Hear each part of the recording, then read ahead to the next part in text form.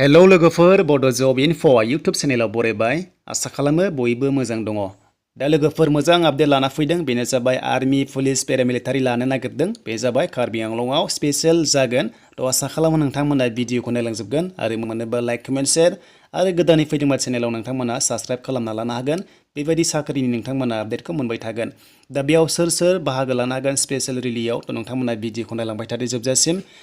थ' बिदिब्ला जों थांसै बे आपडेटखौ सोर होदों आरो बबेनिफ्राय फैदों नोंथांमोना गासैबो डिटेल्सखौ मोनगोन बेनिखायनो भिडिअखौ नोंथांमोना स्किप खालामनाङा। दा बिदिब्ला जों थांग्रोनोसै मोनसे अफिसियेल वेबसाइटआव। दा बे जाबाय अफिसियेल वेबसाइट कार्बि आंलंनि। दा नोंथांमोना बेयाव फैनानै बेयाव नायग्रोनो हागोन आरो माखासे आपडेटखौ नाथाय बेयाव होनाय जायाखै। दा नोंथांमोना कार्बि आंलंनि माखासे बेयाव नायना लाग्रोदो नलेजखौ बेनो जाबायनो चिफ एक्जिकिउटिभ मेम्बार बेनो जाबाय तुलिराम रंहां। थ' नोंथांमोना बेयाव नुनो मोन्दों बे जाबाय कार्बि आंलंनि चिफ। थ' नोंथांमोना बेखौ मिथिखागौ। थ' जायफ्रा मिथिया नोंथांमोना नायना ला तुलिराम रंहां बिथाङानो। दा बे आपडेटखौ सोर होदों आरो बबेयाव होदों जों नायनोसै दानिया मोनसे आपडेटखौ सोर होदों बेयाव जों थांनोसै। दायो लोगोफोर जों अफिसियेल मोनसे वेबसाइटआव फैबाय बे जाबाय टुइटार आरो थ' नोंथांमोना टुइट खालामनाय नायनो हागोन बेयाव। दा बे टुइटखौ सोर खालामदों नायदो अजन्ता नियुग बिथाङा खालामदों फाइनेन्स मिनिस्टार अफ आसाम। थ' बिथाङा खालामदों। दा बेयाव नाय मा होनदों नोंथांमोना नायबाय थानो हागोन भिडिअखौ जोबजासिम। दा जों नैबाव नायनोसै।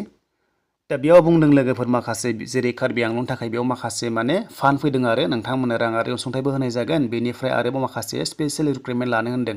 दा नै बेयाव मोनसे आपडेट होदों हिस्ट'रिक कार्बि आंलं एग्रिमेन्ट। थ' बेयाव बुंदों नै। दा बेयाव नायदो नै माखासे जायफोरा माने जिउ गोमानांबाय माखासे मुभमेन्टआव थ' नोंथांमोननो 5 लाख होनाय जागोन। थ' नोंथांमोना मोनगोन आरो बेनिफ्राय आरो माखासे गोबां बेयाव बेनिफिसियारिस थागोन माने डेभेलपमेन्टनि थाखाय आरो माखासे फैसा हरनाय जादों सेंसन खालामनाय। थ' बे जाबाय कार्बि आंलंनि। दानिया मस्ट इम्परटेन्ट आपडेटआव नायदो नोंथांमोना बेयाव नुनो मोन्दों।